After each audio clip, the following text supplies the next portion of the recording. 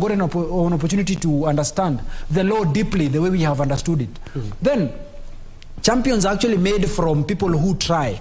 Sometimes they fail because if you do not try, there is no likelihood that you will ever succeed, you will fail. But his failure in the year 2013 did not in any event discourage him from trying our democracy through the court processes. So that in the year 2017, we saw him participate in the elections, we saw him challenge the elections, the election results, so that the win that he got in the year 2017, and of course his refusal to participate in the process because of the referee. So whatever the outcome that we will get, if it is a repeat of the elections, then it will be a gift to Right Honorable Amolo Odinga, because we do not expect that he will be running in the year 2027. I mean, if age is anything to go by.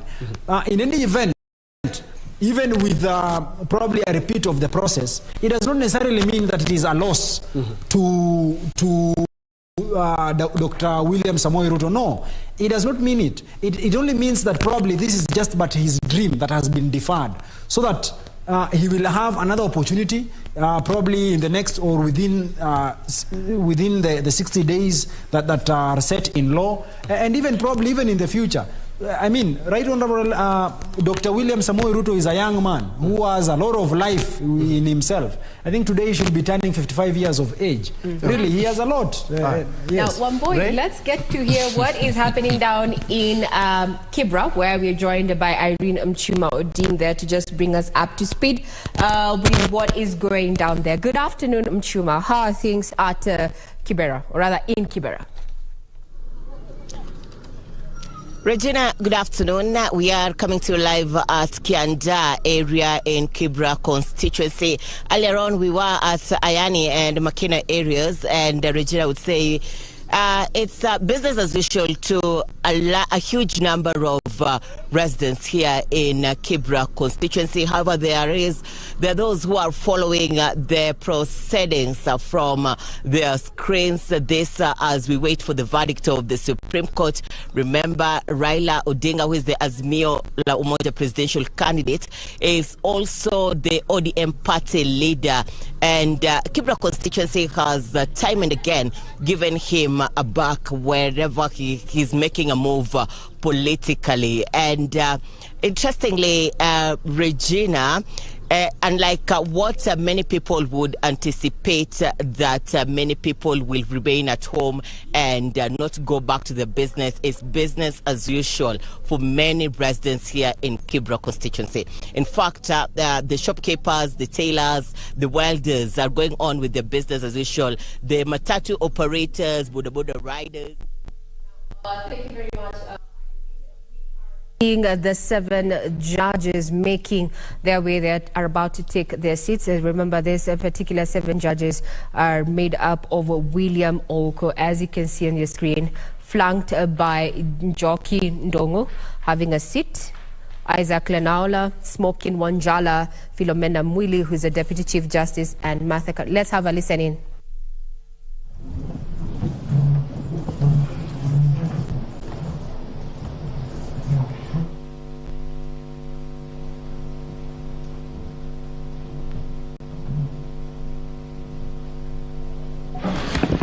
Good afternoon and welcome to the Supreme Court of Kenya for the delivery of judgment in presidential election petition number E005 of 2022 as consolidated with E001, E002, E003, E004, E007 and E008 of 2022, Raila Amolo Odinga and 6 others versus William Ruto and 13 others.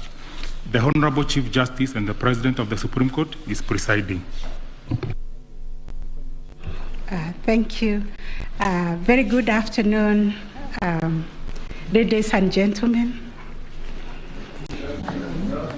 Yes, this is the judgment of the court, which is delivered pursuant through 23(1) of the Supreme Court Presidential Election Petition Rules 2017 in the presidential election held on the 9th August 2022. This is an abridged version of the judgment.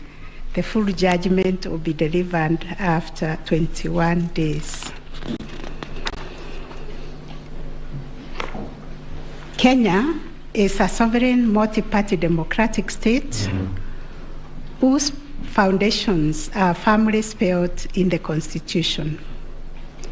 The Kenyan people's quest for electoral reforms since independence is well documented. That notwithstanding, and even without going back to the pre-1992 era, every cycle of elections has been highly contested, with the exception of 2002. This speaks to a background of distrust of the administration of our electoral process.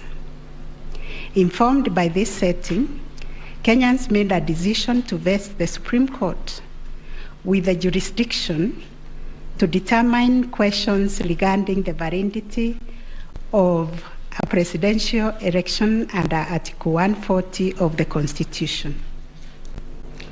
The reactions following the declaration of results of the presidential election of 9th August 2022 shows that the Independent Electoral and Boundaries Commission, IEBC, has not yet garnered universal public confidence and trust in the internal management of the Commission and elections.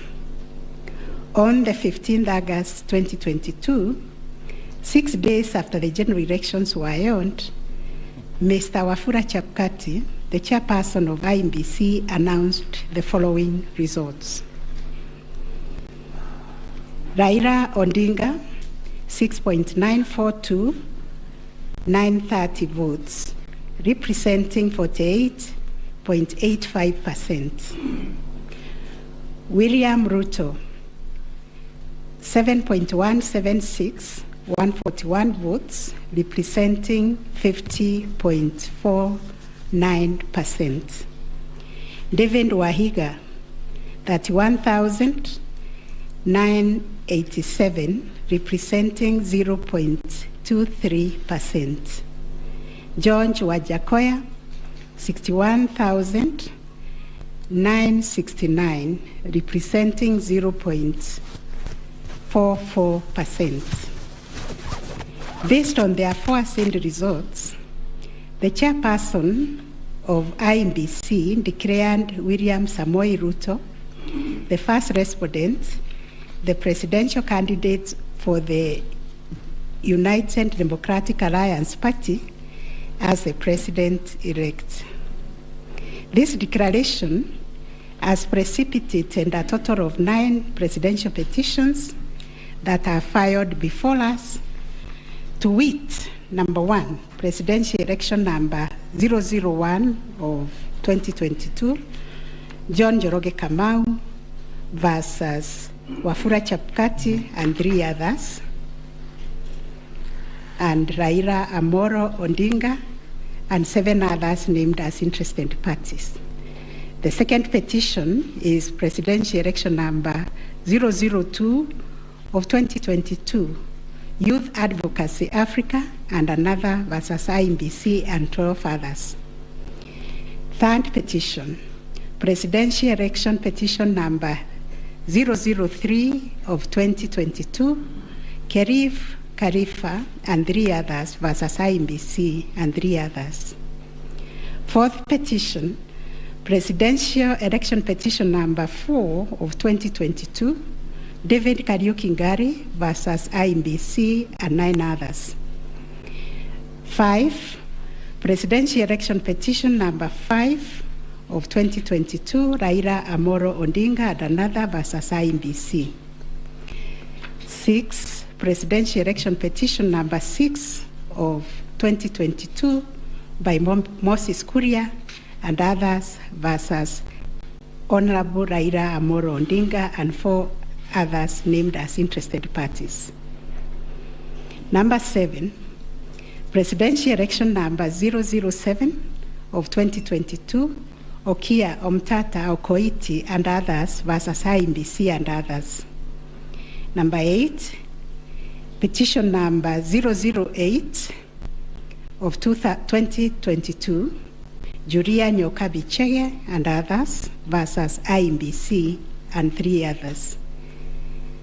And the last one, but not least, petition number 009 of 2022, Ruben Kigame Richete versus IMBC and others.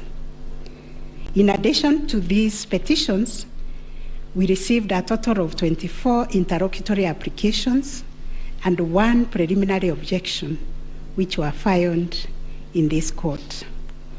2 of the presidential election petitions were struck out. That is petition number 006 and 009 of 2022 for failure to meet the constitutional threshold as set out under Article 140 of the Constitution. On 29 August 2022, this court also admitted 3 amici curiae briefs by the Law Society of Kenya, the Kenya section of International Commission of Jurists, and John Warubengo and 2 others. Upon perusing and considering the issues raised in the remaining presidential election petition numbers 001, 002, 003, 004, 005, 007, and 8, the responses and the submissions filed thereto, this court found that all the 7 petitions substantially raised similar issues and sought similar reliefs. Consequently, on 30th August 2022, this court ordered that the 7 petitions be consolidated and designated Presidential Election Petition number 005 of 2022 as the read file.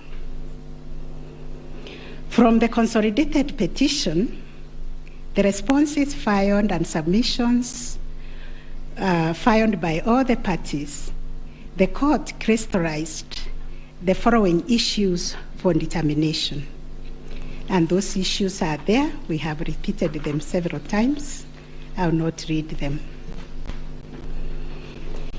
Having considered and deliberated upon the consolidated petition, the attendant responses, submissions, and also considering the amici curiae briefs, we now make the following determination on issue number 1, which is whether the technology deployed by IMBC for the conduct of the 2022 general elections met the standards of integrity, verifiability, security, and transparency to guarantee accurate and verifiable results. As noted in the introduction, lack of trust in the electoral system has endured in Kenya for a long time. This led to the introduction of electoral technology following recommendations made by the Independent Review Commission on the general elections held on the 27th December 2007, popularly known as the Kriegler Commission report. That report recommended integration of technology into Kenya's electoral process for registration, identification of voters, and transmission of results. These were enacted in Section 44 of the Elections Act 2011. By this statute, IMBC is enjoined to adopt technology in the electoral process. As a consequence, the IMBC developed a technology known as Kenya Integrated Electoral Management System, KIMS, making Kenya's election process an hybrid as it employed both technology and manual processes.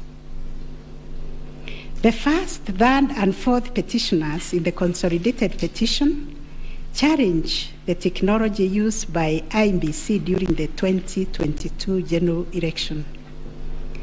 They print that the manner in which technology was deployed and utilized fell short of the prescribed constitutional and statutory standards. As regards the audit of the register of voters, they urge that IMBC, pursuant to its elections operations plan, committed itself to conducting an audit of the register of voters by 31st March 2022. To the contrary, they arrange it only publicly availed the audit report on its website on 2nd August 2022, which was only 7 days to the elections. In this report, it was noted that the auditors established serious gaps and risk to the electoral process, including numerous cases of change of voter stations without knowledge or approval of the affected voters. Grant of voter update privileges in IMBC, IDMs, to 14 user accounts and related to voter registration.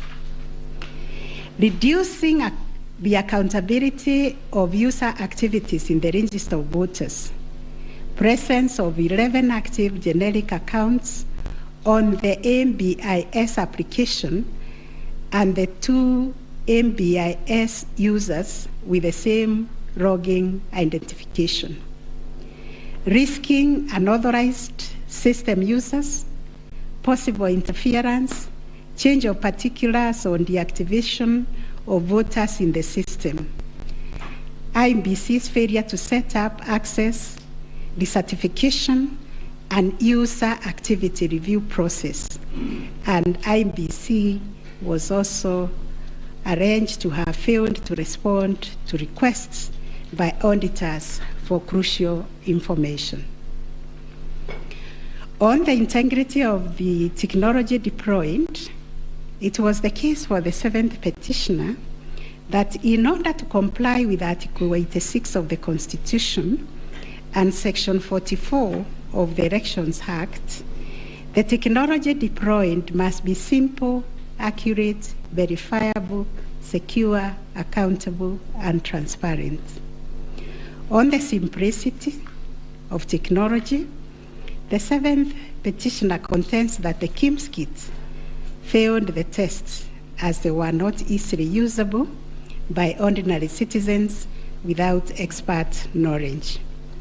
They further assert that IMBC was expected to procure and put in place a technology necessary for the conduct of the general election at least 120 days before the election and ensure consultation with the relevant agencies, institutions, and stakeholders. Furthermore, the petitioners arranged that IMBC violated its constitutional duty by delegating the design, implementation, and conduct of the KIMS components of the election to a foreign company, Smartmatic International Holdings, BV.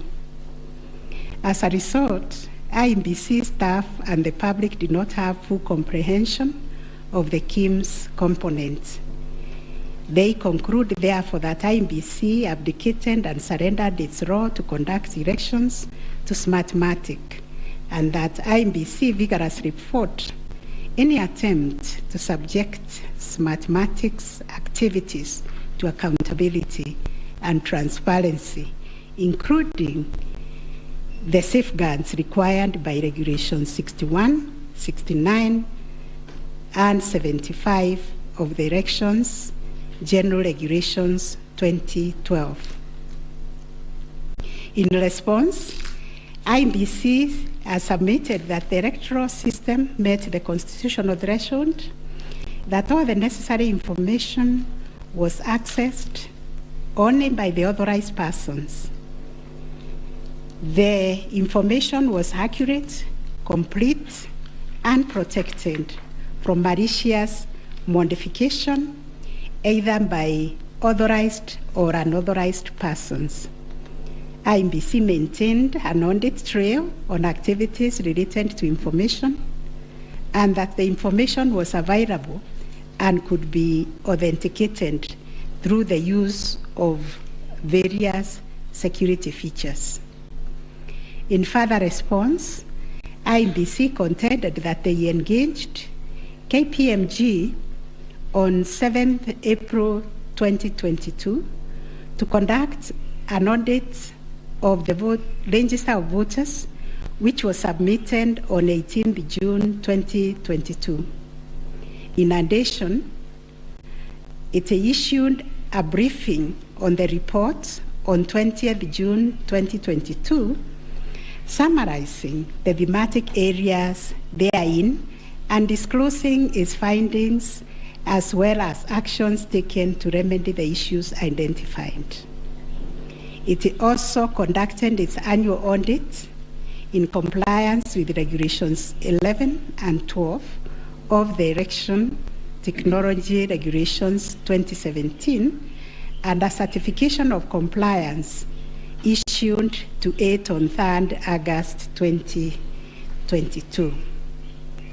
IMBC relied on sworn affidavits by Michael Koome, Moses Sunkuli, and Majan Hussein Majan on 26th August 2022, which were to the effect that it published the interim report by KPMG on 8th June 2022 and embarked on remedial measures aimed at effecting the recommendations ahead of publication of the final report. It was ascertained that it could not publish the full final audit report, as doing so would compromise the integrity and security of the electoral technology system, considering the provisions of the Data Protection Act, which imposes a duty to protect the data of Kenyan voters. On the other hand, the first and second respondents urged that even if there was failure of technology, it did not vitiate the result of the presidential election. Upon considering all the printing submissions and the ICT scrutiny and inspection tallying and recount report, which fully examined the IMBC's result transmission system, RTS, we are not persuaded by the allegation that the technology deployed by IMBC failed the standard of Article 86A of the Constitution on integrity, verifiability, security, and transparency for the following reasons. 1, whereas it is true that the KIMS kit failed in 235 polling stations, 86,889 voters were granted the right to vote manually, and the requisite forms 32A were duly filed. This happened successfully in Kibwezi West constituency and parts of Kakamega County. 2, while the audit report was released to the public 7 days before the 9th August election, the register of voters was used at the election without any apparent anomalies. 3, Smartmatic was procured to provide the necessary technological infrastructure, as IMBC did not have the capacity to do so. No credible evidence meeting the requisite standard of proof of access to the system by unauthorized persons was adduced by the petitioners. The scrutiny report prepared by the registrar of this court did not reveal any security breaches of the IMBC's RTS. IMBC successfully deployed a biometric voter register system which captures unique features of a voter's facial image, fingerprints, and civil data to register and update voter details across the country and also in the diaspora. The BVR captures a voter's facial image, fingerprints, and civil data, which features are unique to each of the voter. In compliance with Section 6A of the Elections Act 2011, IEBC opened the register of voters for verification of biometric data by members of the public for a period of 30 days. Thereafter, the register was revised to address issues arising from the verification exercise. KPMG then audited the register, and we are satisfied that the inconsistencies and inaccuracies identified during the audit were somewhat successfully addressed. The second issue was whether there was interference with the up-rounding and transmission of Forms 34A from the polling station to the IEBC public portal. The first petitioner arranged staging that a person who had access to the RTS intercepted, detained, or stored Forms 34A temporarily to convert or manipulate it before uploading it on IEBC's public portal. It is arranged also on 11th August 2022, IEBC dumped over 11,000 Forms 34A on the public portal between 11 to 11:09 hours. To rebut this allegation, IEBC and its chairperson, in their response dated 26th August 2022, denied staging and unauthorized intrusion of the RTS. In that regard, they urged that every image of Form 34A was uploaded immediately after the transmittal of results. The form was received as evidence by the timestamp. Similarly, the first respondent denied these allegations. Our finding: 1, no credible evidence was presented to prove that anyone accessed the RTS to intercept, detain, or store Forms 34A temporarily before they were uploaded to the public portal. The allegation that 11,000 Forms 34A were affected by staging was similarly not proved.